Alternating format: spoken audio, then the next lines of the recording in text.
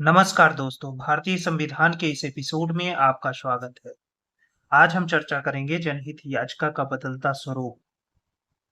जनहित याचिका का विशेष चर्चा हम पिछले वीडियो में देखे हैं और आज उनके बदलते स्वरूप के बारे में देखेंगे।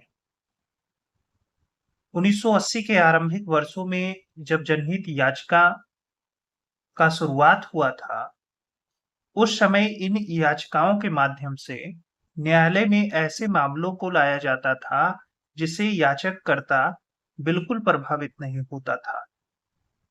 कोई भी व्यक्ति ला करके याचिका दायर कर देता था और वह प्रभावित नहीं होता था।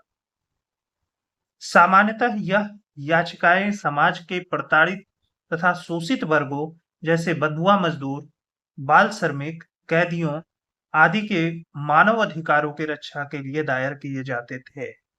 किसके लिए दायर किए जाते थे? बंधुआ मजदूर के लिए, बाल श्रमिक के लिए, कैदियों के लिए यह जनहित याचिका लाया जाता था। परंतु समय के साथ जनहित याचिकाओं के स्वरूप में भी परिवर्तन देखा जा रहा है।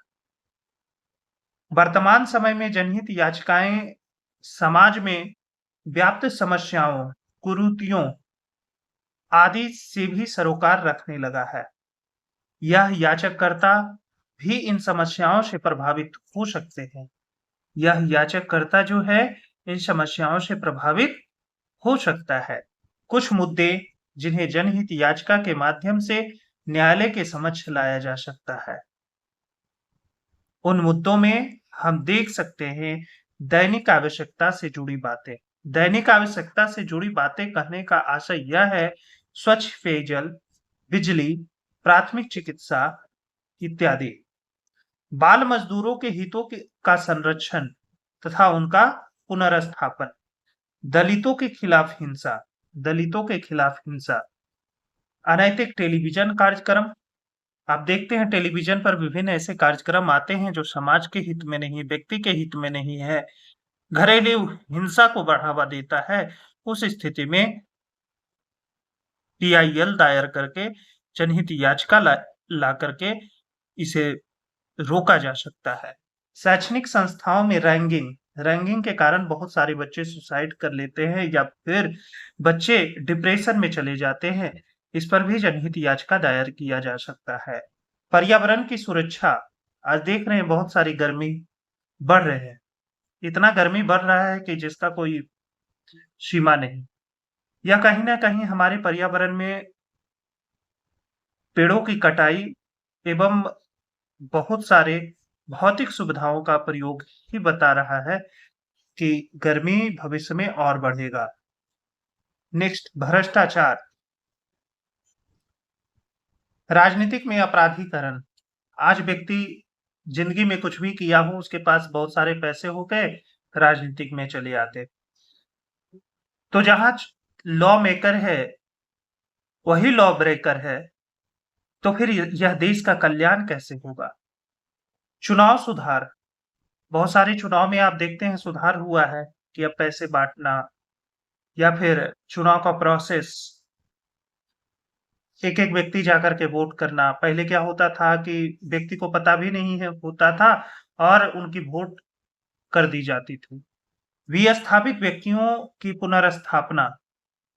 विस्थापित व्यक्तियों की पुनर्स्थापन, जैसे कोई व्यक्ति एक जगह से दूसरे जगह जाता है तो उनके देखभाल आदि से संबंधित याचिका दायर की जा सकती है। न्यायिक सक्रियता एवं जनहित याचिका का समाज पर प्रभाव। समाज के शोषित वर्गों के हितों की रक्षा के संबंध में एशियाड केस में सर्वोच्च न्यायालय ने यह बताया कि सरकार उन श्रम कानून को लागू करने के लिए कदम उठाए जिससे मजदूरों को एक अच्छे माहौल में कार्य करने का मौका मिल सके। अक्सर आपको देखने को मिलता है क्या कि मजदूर जहां काम कर रहे होते हैं वहां जो उसके मालिक हैं उसे बार बार यह टीस दिया जाता है कि मैंने तुम्हें पैसा दिया, तुम्हें काम करना होगा। लेकिन मेरा मानना है कि अगर उससे एक मानवीय व्यवहार करके अगर उतना ही काम लिया जाए और उसको उसकी सेवा का कुछ ख्याल रख लिया जाए, जैसे समय-समय पर नाश्ता देना, चाय देना, पानी देना, तो मुझे लगता है और मेरा ये प्रैक्टिकल भी है कि वह हमारे दबाव से जितना वह काम नहीं करेगा, उससे कहीं ज़्यादा हमारे ह्यूमैनिटी के बदौलत काम कर देगा। इसलिए मज़दूरों के साथ संभवतः आप अच्छे व्यवहार रखें और उन्हें एक मानव ही समझें और मानव समझ करके उनसे सेवा लें। सुनील बत्रा बनाम दिल्ली राजकेश में सर्वोच्च न्यायालय ने बताया कि बंदी प्रत्यक्षीकरण रीट हिरासत में पुलिस ज्यादती के खिलाफ भी जारी किया जा सकता है।